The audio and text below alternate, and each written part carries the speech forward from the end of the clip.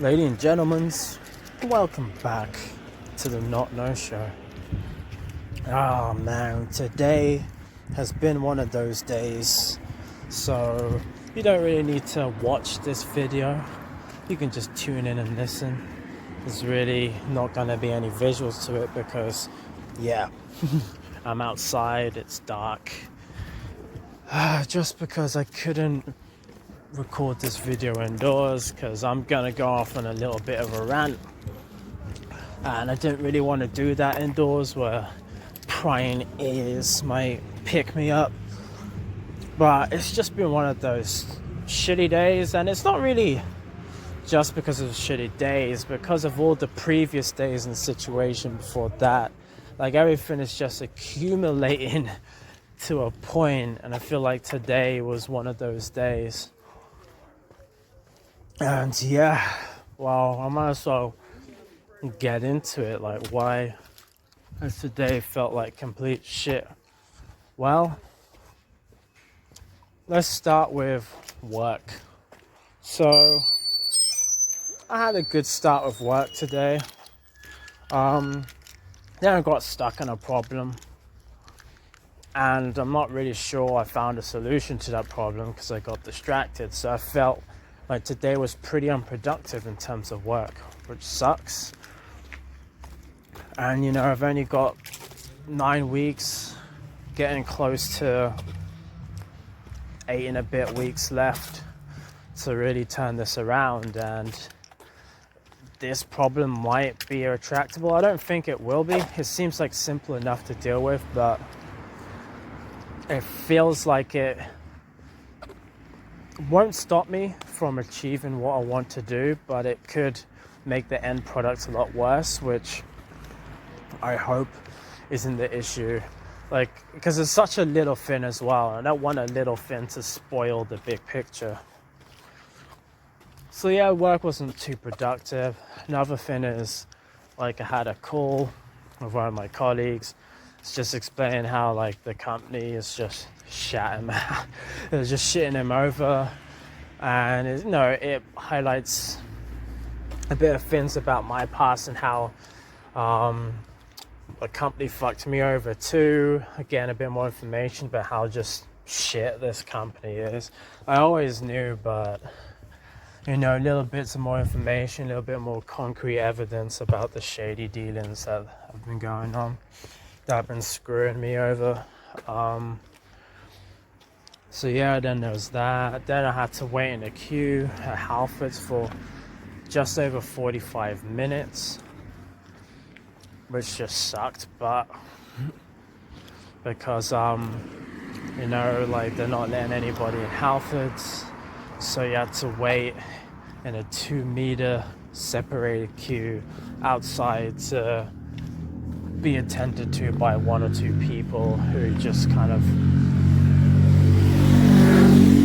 wait barricaded in the door.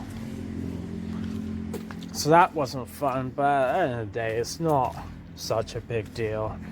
The reason I was there is because my scooter is broken. Still broken from about a week and a half ago now. And I'm getting closer to fixing it. I got close. I managed to remove the wheel today finally with all the tools I bought.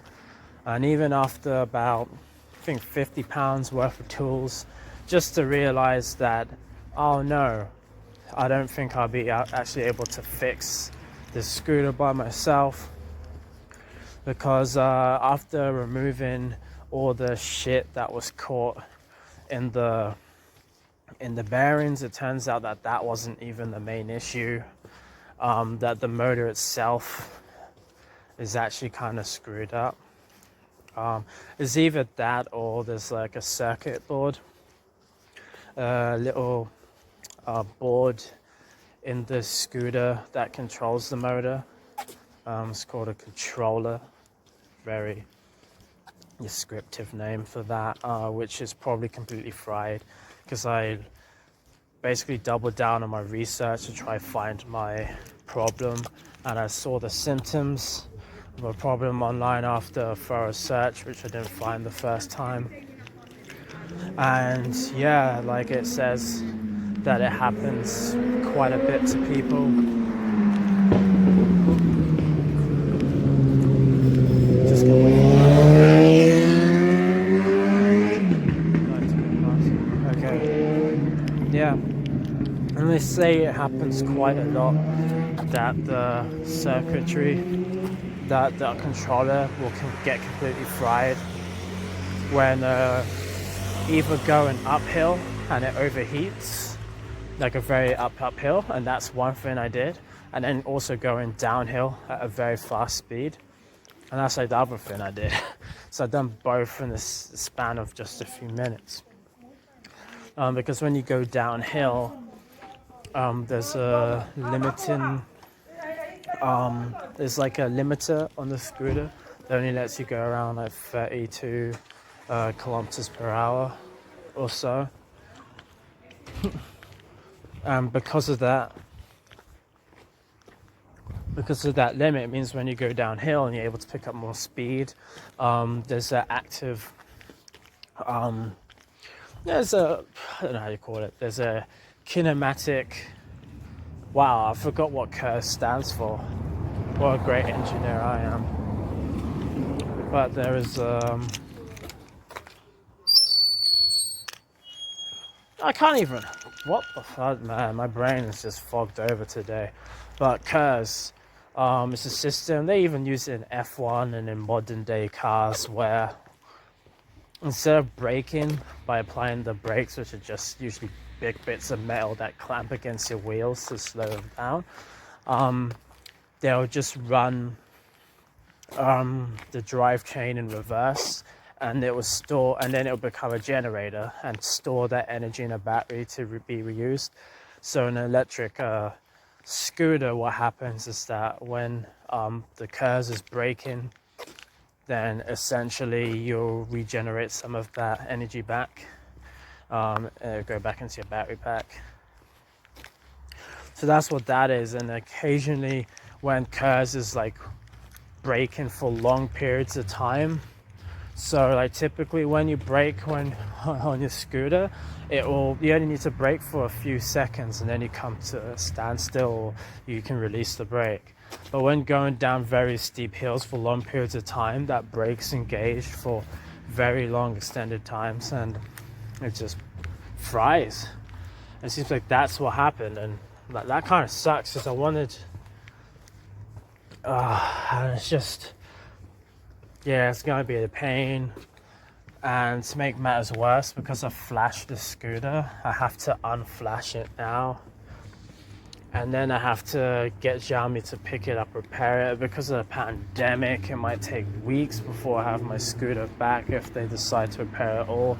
And hopefully for free, because I don't want to pay hundreds for a repair. If it's just, you know, like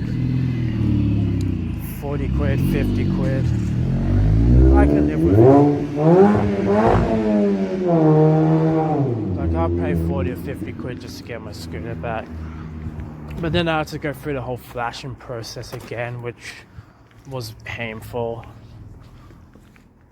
And for a second I thought it might not even work, and I don't even really want the scooter back if it's gonna be stuck at 15.6 miles per hour. It's just so much more dangerous because the top speed is so much lower than even cyclists, that they want to overtake you all the time. So you have to always be looking over your shoulder to see who you're holding up and who's going to be overtaking you soon. So when you like want to maneuver around drains and stuff, you have to always be super conscious on who's behind you.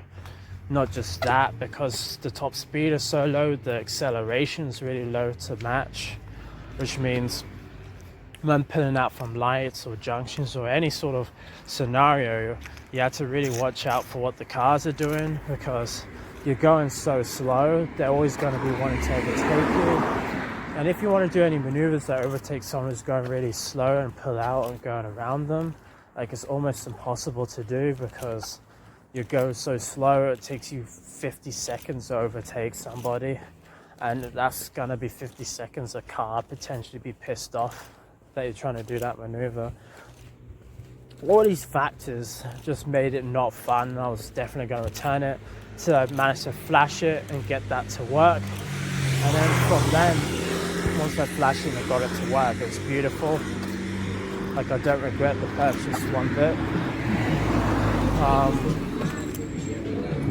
But obviously, with that in mind, when I actually made my review, I actually kind of stated that you really want to be careful when going up really steep hills. Like, ideally, if you do this, then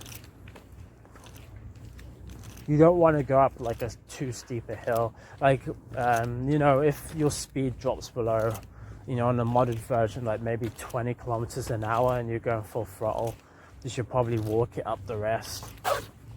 Especially if it's just a short hill, just to avoid risking like blowing out the fuse. And also if you're going downhill as well, just to not use the throttle, like full throttle, to kind of like roll it down to try to get to that, or use like mid throttle, because you don't want to use no throttle, because if you use no throttle then the curves will engage.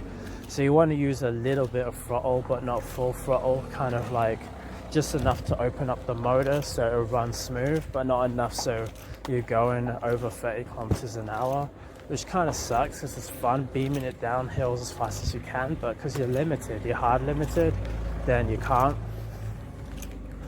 And that's like really quite problematic. To be honest, that can probably be fixed with a firmware update that doesn't limit your speed, but more like it limits the output of the motor. So the motor, it will actually let you go faster as long as you're going downhill. Maybe that's a possibility. And then along with that, my lower back is jacked up at the minute. Hopefully stretching that out can help. Yeah, I'm kind of still broke, which is annoying. Not knowing if I can complete my work in time or how it's gonna work is, I don't really want to say it's annoying because it's not the correct word for it, but it's like the unknown factors kind of taxing. The unknown of when my scooter will be fixed and if it can be fixed and how much it will cost isn't, you know, a little bit taxing, a little bit like that. And like also Tuesdays are days where I fast, so I don't eat anything on Tuesdays. Same thing on Thursdays, so like naturally, and usually only eat once a day anyway, but naturally there's nothing really even to look forward to tonight, like a good meal. None of that. Playing games is pissing me off because the internet here is so shit, so I'm just lagging all the time. And I wanted to get like decent at Rocket League as well because it's a fun game. I can play with my friends, even with my brother. I just get good at that, but the internet being so hit and miss makes it hard to be consistent in that game, which kind of makes me just want to quit and just play like story player games, because I guess I can still play, just have to change what I play. And that's also a frustration.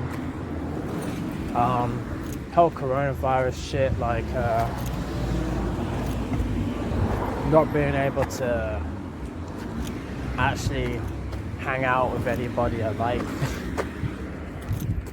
Like I haven't hung out with anybody I like in person since like a week or so. I think it's like a week. The last time I did was a week before the lockdown. Oh no, it wasn't a week before lockdown, it was 2 weeks before the lockdown. Last time I hung out with anyone that actually liked in person. I mean, had like phone calls and like group calls and that stuff. That's all been good, but in person, no. So that leads other people to think, wow, I thought you lived with people that you liked. That's why you came to live here. And unfortunately, it's just one of those things where like that ship has sailed due to complications around, I guess, like two people just not being cool with stuff. And coronavirus has kind of just eroded whatever, say friendship, but yeah, I don't know, like kind of warmth, or I guess like relationship. It's don't want to like get start labeling things and like making it too deep or anything, but yeah, it's just like there's nothing there. It's, you know, you go from something that's kind of like a friendship, relationship, whatever. There's something to right now. It's kind of like nothing. It's kind of like strangers living under the same roof. And you know, I could get into that later point. Don't really feel like airing too much stuff like that, since even though it's personal, and I always talk about personal stuff, it affects other people that I'm still living with, so I don't want to say too much that I can't take back. And then the 3 people living with, and then the other one, even though it's not for lack of like trying to be social or cool, like if anything, I'm the one who's being a bit of the dick, trying to separate myself just because she's just too intense, just too too much, and in so many like different ways. Like, I guess the best way to put it is just really annoying. Like, I've had to deal with annoying people in the past, but it usually always works out because they're not intentionally being annoying, they're just a bit clueless, and like, you know, once they kind of gauge your responses to things over time, they'll stop doing it, or they'll just leave you alone and not try to make an effort with you, which it is what it is. It's better if they kind of learn, but if they just kind of leave you alone, at least you're not bothered anymore. But in this scenario, it's because, you know, when you live together, you can't really avoid each other. That's one of those things. And on top of that, she's fond of me, so she comes my way, and like, it's just one of those scenarios where someone's annoying but they just keep on coming back. And you know, I don't really agree with how people cut people out without saying anything or really being open or honest about the situation, but all I can say is that at least at this point I feel like I have, like, somewhat, like, I made it clear, like not super direct, like said, okay, you're fucking annoying, you're a bitch, leave me alone. Nothing like that. But you know, like, when like people do stuff that like annoy you or don't make sense to you, like calling it out. But like, when someone thinks they're in the right on these things, then it doesn't even really matter if you call them out, because they'll think that you're wrong for calling them out and there was nothing wrong with what they did. Which just, I guess, leads to an irretractable position. And like, even though, and I feel like I've spent more than enough time with this person to know that we're just fundamentally incompatible. Just fundamentally incompatible. And I'm not really sure I could say that about most people that I've come across. So most people, I haven't spent enough time for me to say that, or the only times we've met have been in group situations. So, you know, people are always a bit different, but on a one-on-one they could be salvageable. Like, no, like, even people that I really didn't get along with at all on surface level, like, there's probably more to salvage there. We actually had to spend time one-on-one and talk things through. But maybe I'm wrong, because like, it does take a while to really understand or really know how a relationship will somewhat go. And as long as both people, I don't want to use the word respectful, because that's kind of like bullshit for me when people say, "Oh, just be respectful." Like, it's kind of like, okay, respectful. It's kind of like woo to me. It's not well defined, because one person might be saying, "Oh, they're being respectful to you," and then you're still like, "Yeah, you're just being a dick." Like, I don't get what disrespect you're giving me is. So it's a bit woo-woo, this whole respect thing. But I'd say rather like putting in effort and maybe being flexible and adaptive and like actually listening. Maybe it's just those two things. Like putting in effort on three things. Putting in effort, listening, and I guess adapting to the situation. Those are like, you know, three things. I don't know, it's a bit mishy woo woo, but yeah, I've only come across a few people that I've spent an extended amount of time with. I'm like, oh god, can't stand these people. And that's usually because we started off like better, like closer, and then like as you get to know them more, you're like, oh my god, what the hell. And usually it's very rare somebody can really put me off them based on who they are. It's like every time a relationship is broken down with me, I think I can even count them on one hand. There's not been many in my lifetime at all. It's because of how they treated me, rather.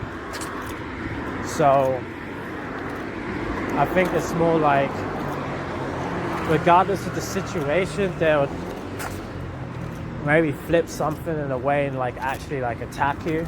And regardless of like what your friend does or something, I think it's like one of the most inconducive ways to, I don't know, going about that sort of interaction or friendship, to like flat out attack your friend. I mean, I don't know where you're going to go with that, because naturally most people are probably going to luck up and get defensive when like a friend attacks them, because they're probably not even going to see it happen. I'm not talking about banter or light-hearted argument, because that'll happen from time to time. I'm talking about like a crazy attack.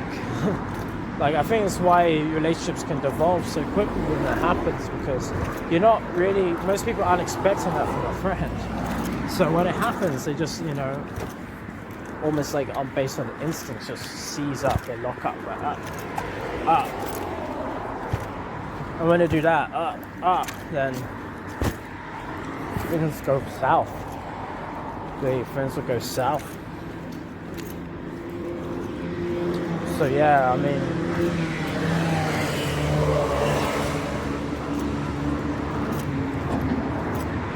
like, maybe I give a bit more detail as to why we're incompatible. Which is kind of cool, because I'm not really ragging on the person too much, just more like philosophies. But for me, one of my guiding philosophies, I think I have two, that I don't know where they came from. They just kind of emerged from me, or from just how I saw things and how I developed. One of them is, I treat life like a story where you're the author, reader, and a character at the same time. And regardless of how that story pans out, it's going to be the most immersive story you will ever be able to take a part in. And because of this philosophy, it leads me to, like, you know, secondary conclusions. Like, when I'm watching a movie, or say a TV show, and one of the protagonists are going through a really shit period, and they're in agony, they're in pain, like everything's like terrible, you know, that invokes emotion. That's the goal of it. That's what it's trying to do. It invokes emotion in you. And even though it's a kind of a sad emotion, you're gripped and you're watching it, you're focused and you're enjoying it too. And when the protagonist comes out on top, you know, this emotional roller coaster, it feels that much better because you know what they went through. So with TV shows, because we know how the story's generally going to go, like, we can get through those shit times and like watch it with like this kind of awe and interest, where people generally don't have that for their own life. Because it's a bit cliche when you say, oh, it'll get better. It might not. You might actually just die. It sounds morbid. It might never get better. However, with what shows that not all the characters' things got better for them, and they were still engrossed, interested in the story, still found it beautiful, even if it's a tragedy. And it's really weird because there's a bit of like a disassociative sort of behavior to see that you're sad and gain pleasure from that. Because yeah, you're the character that's sad, but then from an observer point of view or even an author point of view, to gain pleasure from that, because you know that if you manage to turn it around as an author, it's to make for an epic story. Or if you're able to turn it around as an observer, this will be some epic thing to witness. And it's really weird, like I'm not sure any person can just get to that point where they can actually view the world like that and actually believe it. But that's what I do believe, like my brain's just wired that way now. And it's just got massive benefits, because even though right now, like, there's all these things pent up, like it's really unideal, the situation I'm in, and I haven't really got into everything as it is. That's the thing. And I guess my second one is a bit of a derivative of the first philosophy to do story, is that I'm an observer. I mean, when it comes to the world and life, if there's something that is out of my control, I'm not just saying, it's out of my control, I can't do anything, because you didn't even think to try to see what you could do about the situation. I mean, when things are genuinely out of your control because you thought about it, the solution, what you could do, and there's really nothing you can do, then just become an observer. So don't get emotionally heated about it. And this is one thing that I like to call like the objective observer, because you can see disgusting, terrible, horrible things in the world, and if there's nothing you can do about that situation, getting emotionally charged about it, well, one, just hurts you, and two, doesn't help the situation, and in fact, more likely than not, it's going to put you in a state of mind that means that even when the opportunity does arise for you to do something about it, you won't be in the right state of mind to be able to calmly and rationally act on that. Which is another thing that I don't want to do. Because what's the point?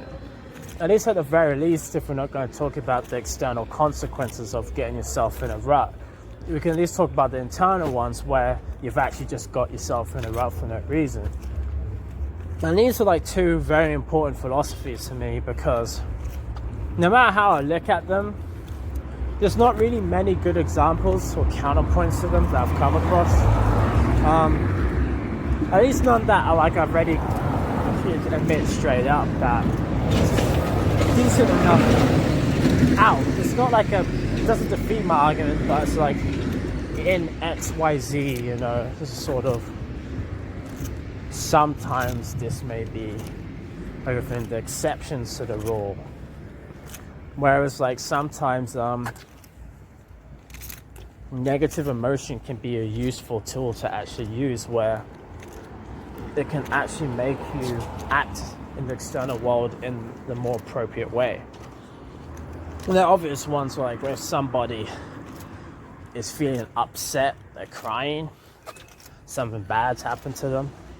If we can feel empathetic, if we can feel empathy, we can feel what they're feeling, then we'll be able to better understand their mental state and better know how to act and treat that person. Part of the reason why we have empathy, it's a really good communication and judgment tool. Another one is if you're trying to make some creative piece or something, sometimes getting yourself into emotional turmoil can actually give you inspiration and give you different places to write from or create from, whatever it is you're gonna do. So there are exceptions like that, but you know, like it's not really like my philosophies goes against what these things are. It's just it's made a few assumptions based on, you're not going to be in the right frame of mind to make the right decision. Well, usually you aren't. In some cases you will be. Like if someone's relative just died, you being sad too will help you relate to that person. and help you say the right things more easily than just being objective about the situation. I mean, this is ideally how it should work, but you know, there are limits. You don't want to become hysterical like them, because then you might actually go too far. Oh man. And so those are like my philosophies, but like for her, it's like the opposite. Like, don't think about the future, don't plan. Look at the whole world, how everything's gone to shit, and wind yourself up about it while doing nothing about it.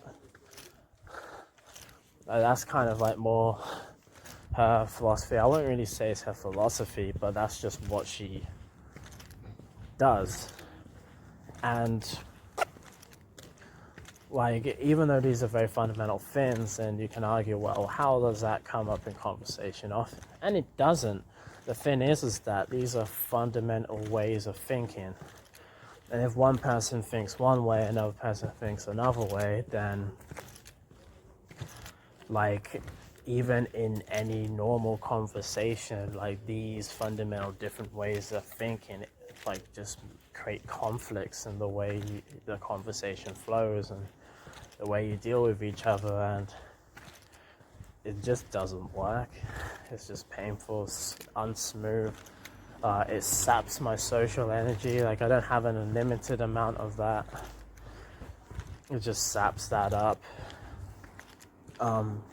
It's usually, you know, talking with my brother, my friends, my mom, like, will add social energy, like, will make me more and more social, maybe come out of my logical, sort of crazy brain that's always thinking about abstractions and shit.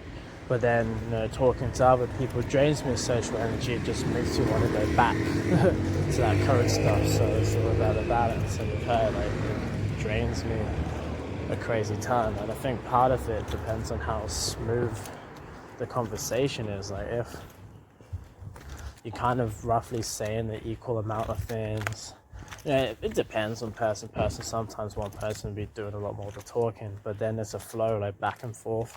You say something, they say something. It's not about agreeing about what each other's saying, but it's more about the flow, more about where you take the conversation, how you deal with it, rather than it being like a massive pain that you say something and you're scared that you say something will be a mind. You're playing fucking Minesweeper with someone and you say the wrong thing and they blow up and go on a massive rant for 30 minutes, like I'm doing now into the phone, which I can do because this is the medium to go on rants. I go on the internet and YouTube and blogs where it's not actually a conversation, it's a monologue. This is the medium to do that, but when you're actually face to face with somebody else going on a rant, it's just painful, to be honest with you. Super painful. It's not really what I like to do. I will be on the receiving end. And yeah, it's just all those things combined in a head. You know, like, to a certain degree, like missing friends and family too, just being stuck in London by myself. Yeah, it doesn't feel great. I wouldn't really say it's like that much negative emotion. I can live through this for a lot longer, but I can still know when I'm not in an ideal situation, or when I know that in a different scenario I'd be way, way happier. But I guess one of the most important things that I should do with this time, this is why I'm frustrated when trying to fix my scooter takes up an excess amount of time and I'm not even able to fix it. Like, what I should be trying to do is really get ahead of my work, get it working, get it done, so I can start so I can start developing myself up, getting ready for 2021, where I can market myself in a completely different job market, and really set myself up as like independent and stable, where I don't have to live in close proximity with other people unless I choose to. Just my own space. And yeah, I've got my heart set on it that I want to essentially, I can talk a little bit about what I don't think I've actually said this much about what I'm planning to do now, but I actually want to work and live off donations from people. So the idea is that I'll make some software, some stuff that people would like and enjoy to use, and they don't have to pay for it, be free, but they can donate. So use something like Patreon, and if I can get something around, because it's not a stable income, you kind of want a little bit extra than normal. And also I kind of like to grow my business and get like some fancy equipment and shit like that. And get like a big-ish house, not like huge, but a house with a garage, a garden, 2 or 3 bedrooms, so I can use 1 bedroom permanently. Has like a studio where I don't mess shit up like I would do in my bedroom. It's kind of painful having your bedroom, studio, and everything, exercise room, everything in one place. Yeah, the goal is to do that. I don't really know how much I would need. I know before I could really like say, oh, okay, I'm gonna go off the job market, because once you leave the job market, it's not super easy to go get back in, because you'll have like a massive gap on your CV and working in the professional field.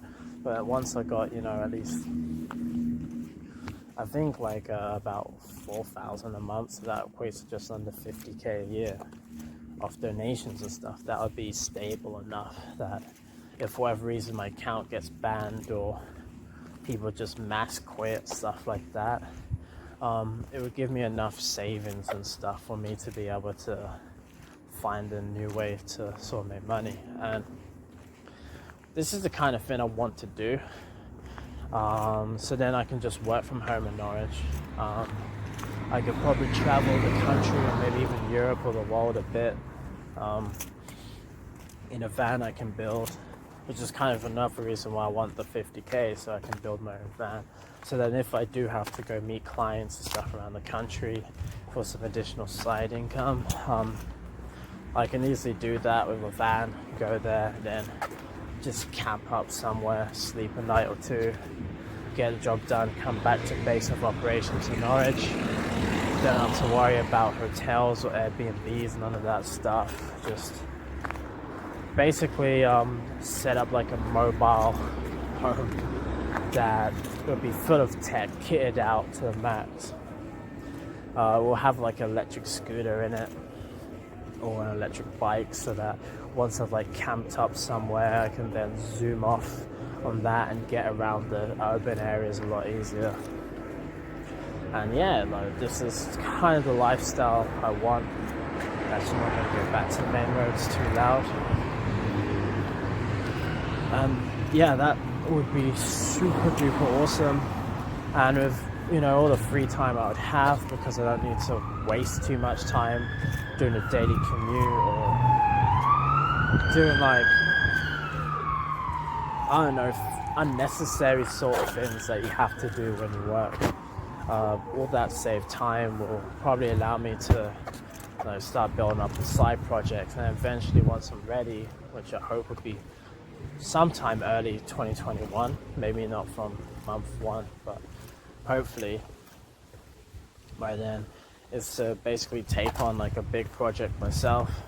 Because usually you have internal, external projects that a company will say, you build this for me, and like this project will be like, it varies between 10, 20, 30 man projects. Whereas I want to like take on these projects myself, so I'd be like the director, the boss.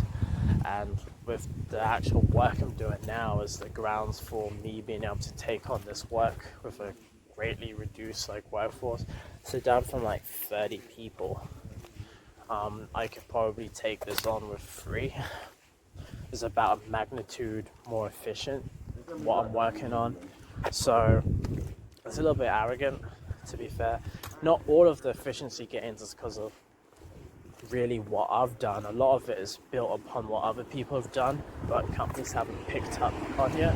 So at least like 5 times of that like of those efficiency gains because of like the great work other people have done. So like 500% of that is because of the great work of what other people have done. That I'm just bringing to the client that just doesn't know how to do it, since I know how to do it. And then the 2x is actually what do you call it? It actually multiplies with the 5x, given the 10x overall.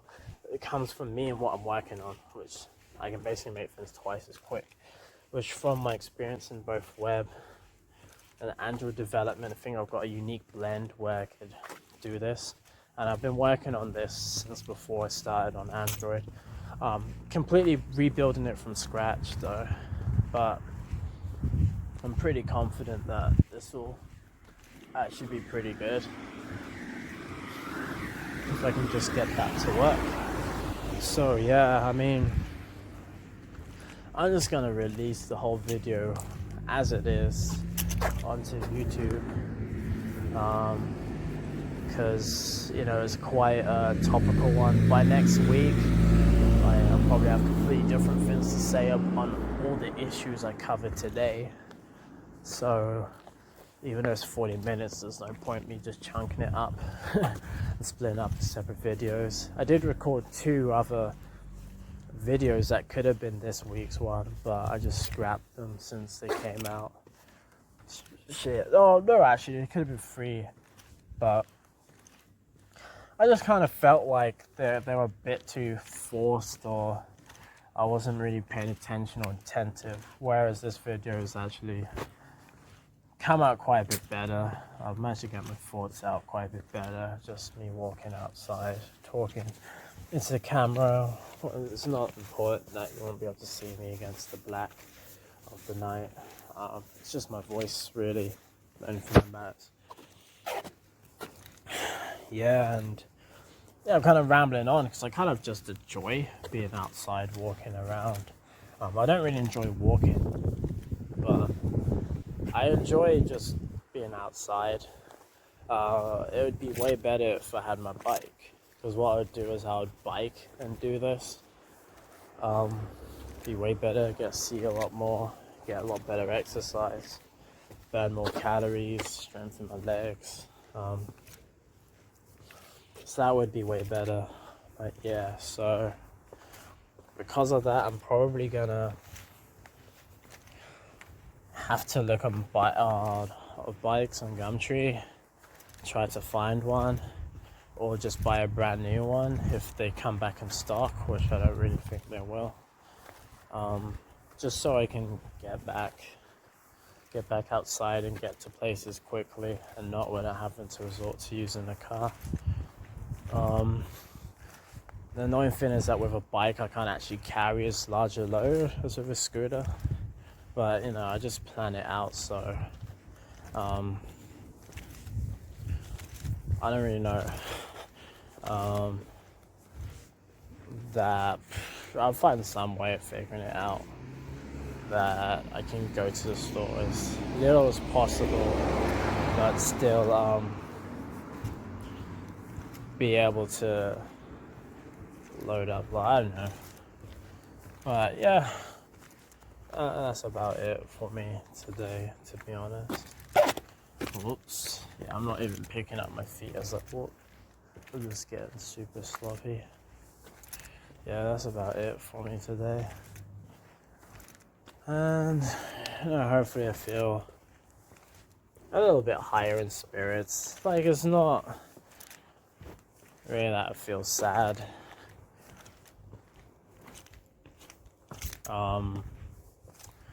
It's more the fact that I just feel depleted in energy. Like, that's one thing that the story thing does. So you know that, like, it converts sadness into, I guess, how did I phrase it before? Into taxation.